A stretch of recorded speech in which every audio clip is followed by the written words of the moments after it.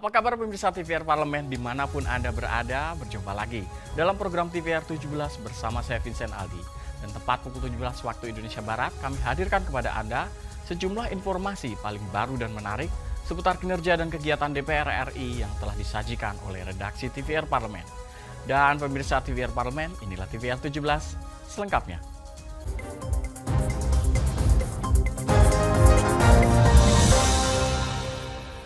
Jumlah pemudik pada momen Lebaran 2024 meningkat dibandingkan momen Lebaran tahun lalu. Dan anggota Komisi 5 DPR RI menilai Badan Usaha Jalan Tol telah efektif mengatur masuknya volume kendaraan terutama di rest area di ruas Jalan Tol Jawa Barat hingga Jawa Tengah. Jumlah pemudik pada momen Lebaran 2024 meningkat sebesar 13,7% atau mencapai 193,6 juta orang. Anggota Komisi 5 DPR RI menilai Badan Usaha Jalan Tol atau BUJT telah efektif mengatur masuknya volume kendaraan, terutama di rest area di ruas Jalan Tol Jawa Barat hingga Jawa Tengah. Neng menilai tingginya mobilitas masyarakat saat mudik Lebaran dapat teratasi dengan adanya rest area tambahan dan mencegah terjadinya overcapacity. Sebanyak 59 rest area tambahan telah disediakan untuk meminimalisir pengendara beristirahat di bahu jalan. Selain itu, rest area darurat dapat memanfaatkan lahan-lahan kosong yang kondusif sehingga masyarakat dapat melakukan perjalanan yang aman dan nyaman. Apakah ada rest area atau tempat peristirahatan penumpang yang darurat, misalkan di area jalan tol itu, di sepanjang jalan tol yang selain rest area yang sudah ada atau yang sudah dibangun? Karena apa? Dengan kapasitas kendaraan yang begitu banyak yang akan melakukan perjalanan, saya yakin tempat peristirahatan penumpang itu, tidak akan mencukupi. Sepanjang jalan tidak akan mencukupi, gitu kan? Seperti itu. Oleh karena itu, ini juga perlu dipikirkan harus ada rest area darurat.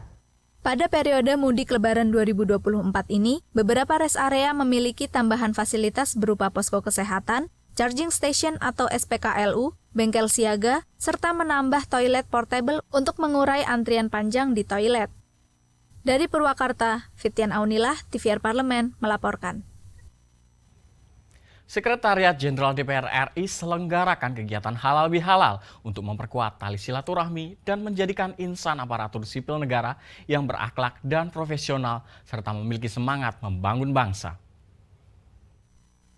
Sekretariat Jenderal DPR RI selenggarakan kegiatan halal bihalal untuk memperkuat tali silaturahmi dan menjadikan insan ASN yang berakhlak dan profesional serta semangat membangun bangsa. Wakil Ketua DPR RI Muhaimin Iskandar mengapresiasi kegiatan halal bihalal dan berharap agar momentum ini dapat mendukung semangat kebersamaan, memupuk rasa profesionalisme, dan menjadikan DPR RI sebagai lembaga yang lebih produktif, dinamis, dan mampu membuat keputusan politik yang dirasakan manfaatnya oleh masyarakat.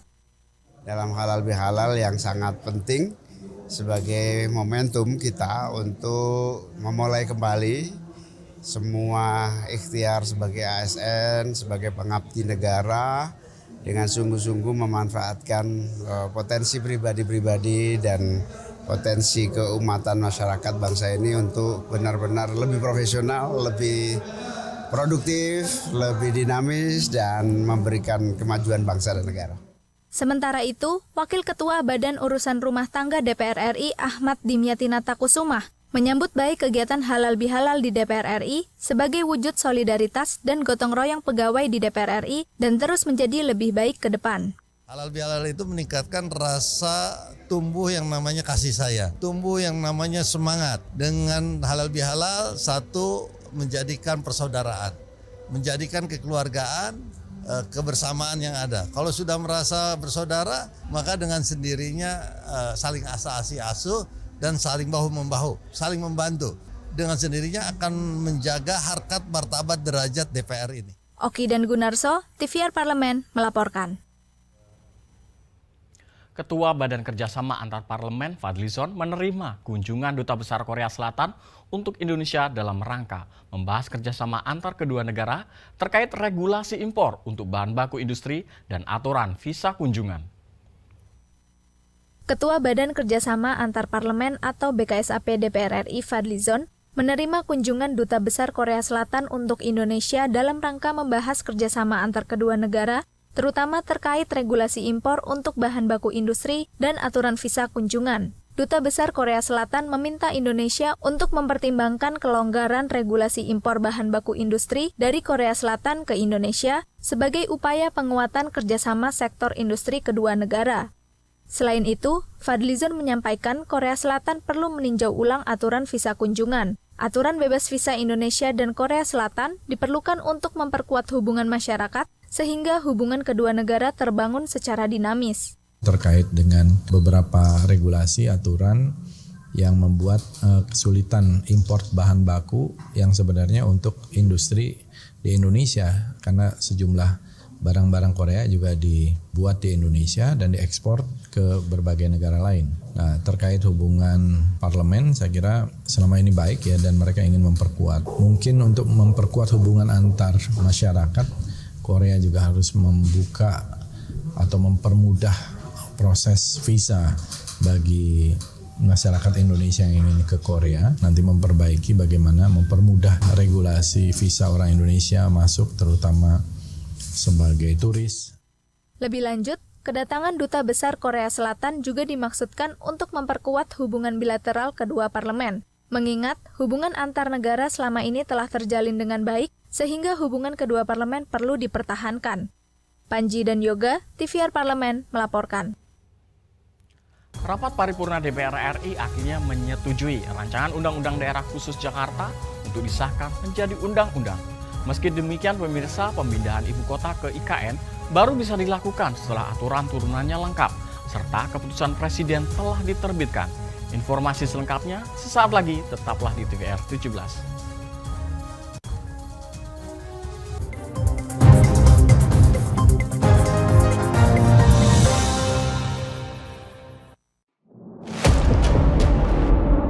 Sini ditambang. Konflik yang terjadi, Sini tidak mengizinkan.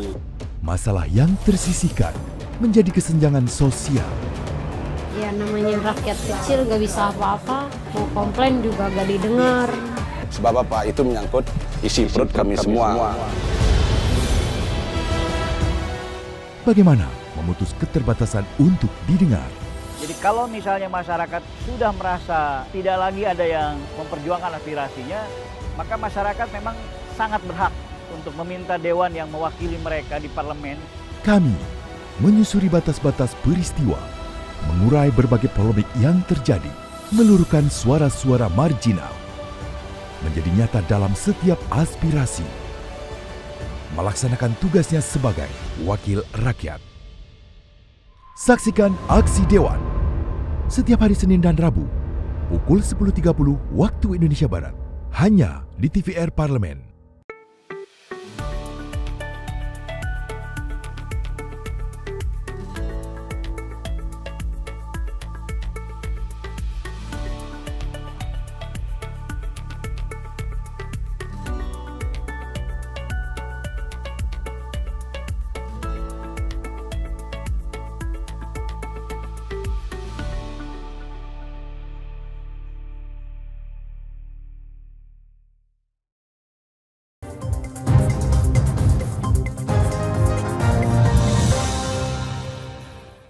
Kembali di TVR 17 pemirsa, DPR dan pemerintah sepakat setelah tidak menjadi ibu kota negara, Jakarta harus tetap memiliki kekhususan sehingga bisa mengakselerasi pertumbuhan ekonomi dan meningkatkan kontribusi terhadap PDB Indonesia.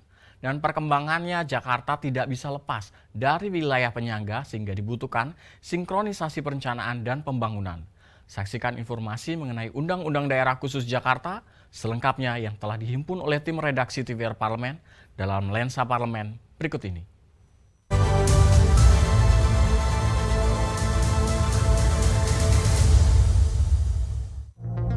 Rapat paripurna DPR RI akhirnya menyetujui rancangan Undang-Undang Daerah Khusus Jakarta untuk disahkan menjadi undang-undang. Meski demikian, pemindahan ibu kota ke IKN baru bisa dilakukan setelah aturan turunannya lengkap serta keputusan Presiden telah diterbitkan. DPR dan pemerintah sepakat setelah tidak menjadi ibu kota negara, Jakarta harus tetap memiliki kekhususan. Perkembangan Jakarta tidak bisa lepas dari wilayah penyangga, sehingga dibutuhkan sinkronisasi perencanaan dan pembangunan. Oleh karenanya, kawasan aglomerasi dan dewan aglomerasi diperlukan untuk menangani masalah bersama di Jakarta dan sekitarnya, seperti banjir, kemacetan lalu lintas, polusi, dan penanganan sampah. Namun, perlu dipertegas bahwa tugas Dewan Aglomerasi hanya melakukan harmonisasi, sinkronisasi perencanaan, dan evaluasi, bukan untuk mengambil alih kewenangan pemerintah daerah. Pemerintah, DPR, dan DPD juga telah sepakat perlu ada masa transisi pemindahan, agar Jakarta dapat merencanakan penyesuaian secara bertahap sembari menunggu pembangunan yang sedang berjalan di IKN. Substansi lain yang tidak kalah pentingnya yaitu Gubernur DKJ akan tetap dipilih rakyat secara langsung melalui proses pemilihan kepala daerah, serta Ketua Dewan Kawasan Aglomerasi akan ditunjuk oleh Presiden. Perbaikan definisi kawasan aglomerasi dan ketentuan mengenai penunjukan Ketua dan anggota Dewan Aglomerasi oleh Presiden yang tata cara penunjukannya diatur dengan keputusan peraturan Presiden. Ketentuan mengenai gubernur dan wakil gubernur dipilih melalui mekanisme pemilihan. Penambahan alokasi dana paling sedikit 5% bagi kelurahan yang berasal dari APBD provinsi sesuai dengan beban kerja dan wilayah administratif yang wajib diperuntukkan untuk menyelesaikan masalah sosial kemasyarakatan. Masyarakat berharap kebijakan baru ini bisa membawa dampak yang baik bagi Jakarta. Memang butuh puluhan tahun bagi Jakarta untuk tidak lagi macet setelah ibu kota pindah. Namun, paling tidak, pemindahan ibu kota akan mempengaruhi pergerakan orang yang biasa berpusat ke Pulau Jawa, terutama Jakarta. Pemerintah pusat tidak boleh melupakan jasa besar Jakarta terhadap Republik ini. Dan tentunya masyarakat Betawi sebagai orang asli Jakarta yang telah mewakafkan wilayahnya selama puluhan tahun dengan segala pengorbanan yang tidak ringan.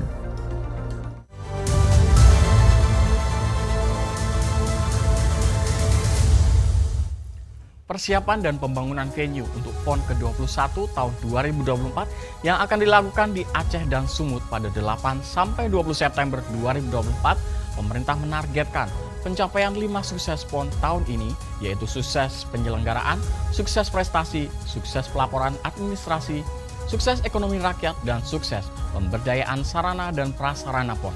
Informasi selengkapnya akan kami hadirkan usai jeda berikut. Untuk itu tetaplah bersama kami di TVR 17.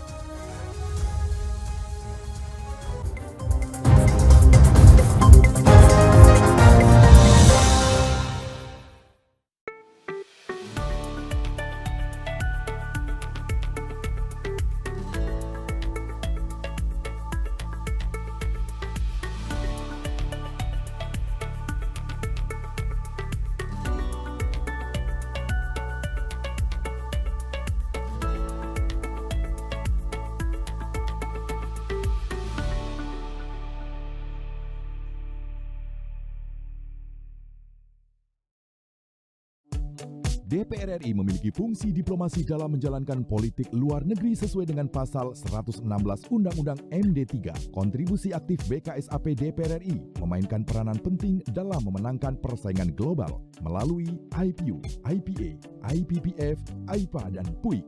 BKSAP memiliki komitmen yang tinggi dalam krisis kemanusiaan dunia. Fungsi diplomasi dijalankan untuk mendukung upaya pemerintah dalam melaksanakan politik luar negeri.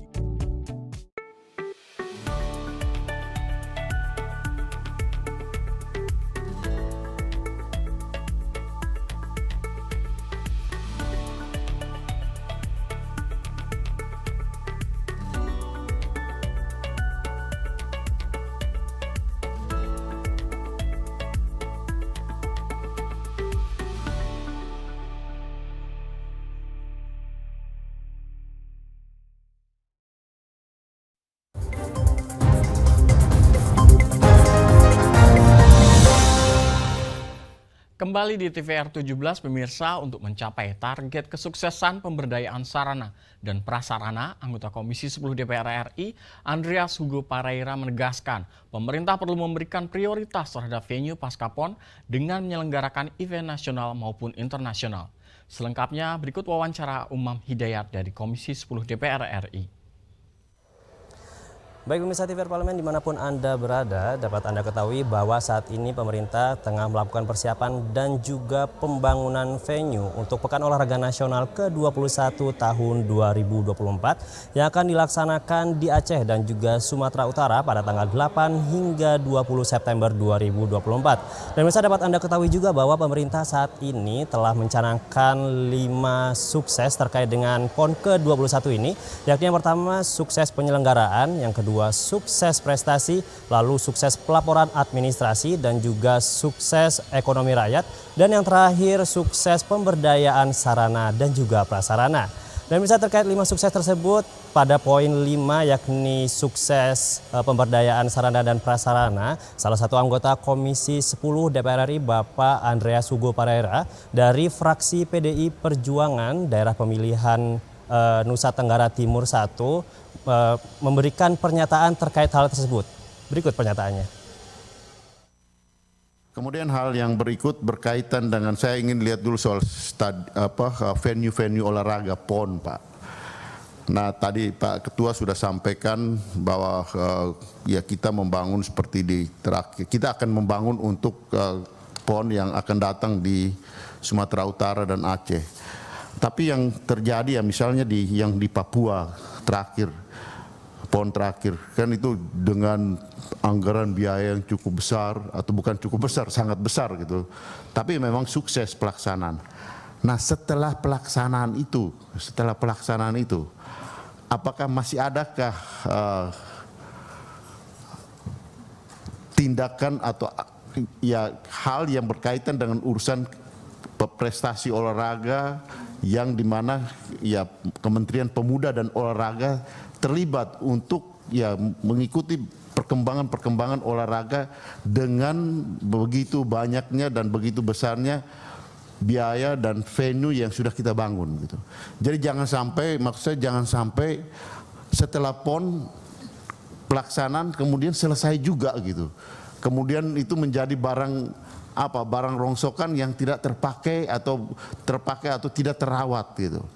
Nah ini kan ya saya kira sudah kejadian sebelumnya yang di Papua dan yang ke depan ini harus ada antisipasi kebijakan dari ya pusat, sehingga dengan demikian venue-venue yang sudah dibangun kita pun melakukan kegiatan-kegiatan misalnya event-event olahraga nasional atau internasional yang cukup besar, tidak hanya terpusat di Jawa tapi juga bisa ke Papua sana gitu, atau nanti ke depan bisa juga ke Sumatera, sehingga dengan demikian ini memang terbagi merata di seluruh Indonesia ini.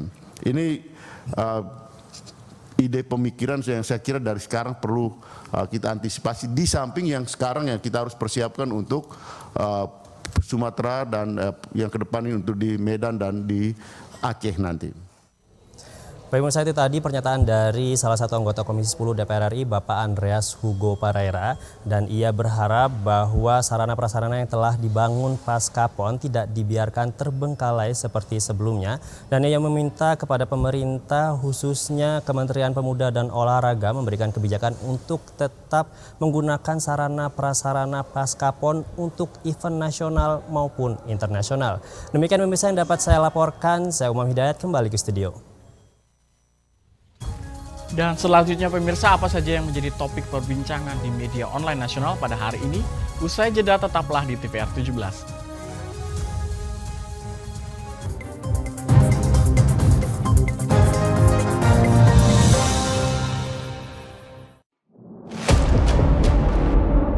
Sini ditambang. Konflik yang terjadi. Sini tidak mengizinkan. Masalah yang tersisihkan menjadi kesenjangan sosial.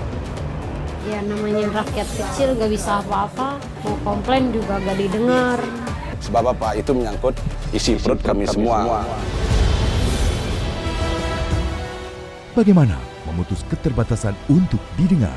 Jadi kalau misalnya masyarakat sudah merasa tidak lagi ada yang memperjuangkan aspirasinya, maka masyarakat memang sangat berhak untuk meminta dewan yang mewakili mereka di parlemen. Kami menyusuri batas-batas peristiwa, mengurai berbagai polemik yang terjadi, meluruhkan suara-suara marginal, menjadi nyata dalam setiap aspirasi, melaksanakan tugasnya sebagai wakil rakyat. Saksikan Aksi Dewan setiap hari Senin dan Rabu pukul 10.30 waktu Indonesia Barat hanya di TVR Parlemen. DPR RI memiliki fungsi diplomasi dalam menjalankan politik luar negeri sesuai dengan pasal 116 Undang-Undang MD3. Kontribusi aktif BKSAP DPR RI memainkan peranan penting dalam memenangkan persaingan global melalui IPU, IPA, IPPF, IPA, dan PUIK. BKSAP memiliki komitmen yang tinggi dalam krisis kemanusiaan dunia. Fungsi diplomasi dijalankan untuk mendukung upaya pemerintah dalam melaksanakan politik luar negeri.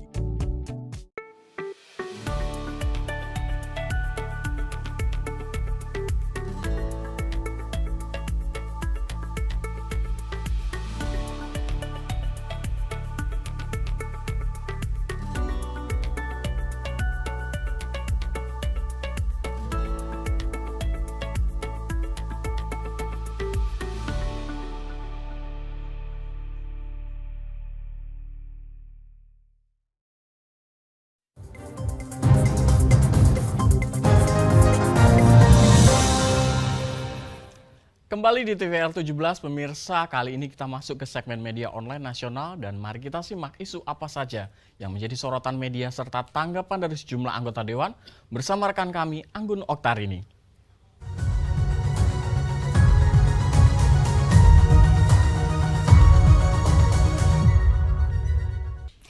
Ya, terima kasih Rizkan Vincent dan pemirsa, apa kabar? Ini kita akan membahas terkait dengan berita pertama yang menjadi headline di media online, di mana ini Dev Laksono usut tuntas kasus bentroknya oknum TNI AL dan juga Brimob Polda Papua Barat.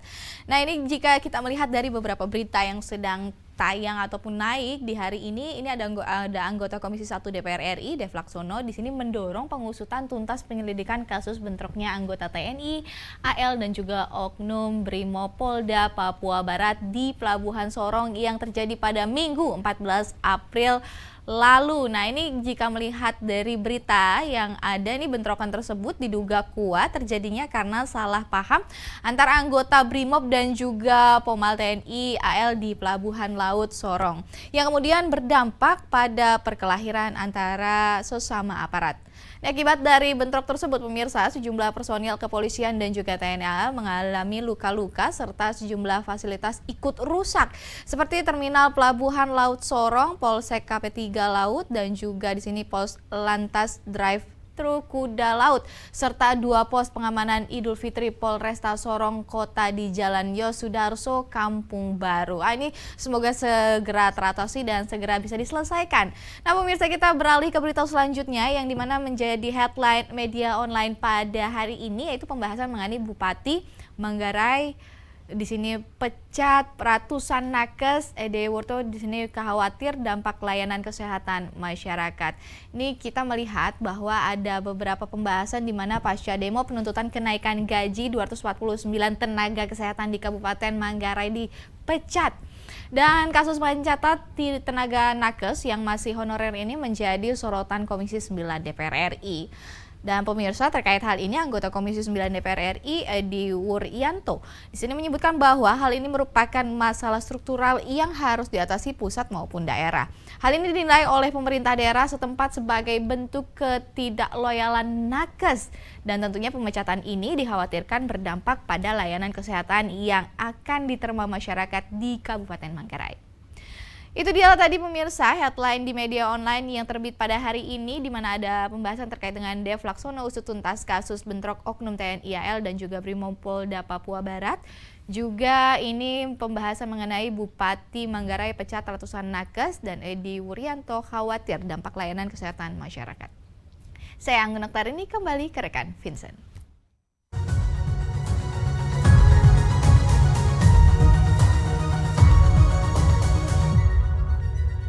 Terima kasih rekan Anggun yang telah menyampaikan sejumlah update sorotan dari media online nasional pada hari ini. Dan segmen media online tadi sekaligus menutup program TVR 17 edisi sore hari ini. Saya Vincent Aldi beserta seluruh kru TVR Parlemen yang bertugas mengucapkan terima kasih dan pamit undur diri dari hadapan Anda. TVR Parlemen, referensi Indonesia.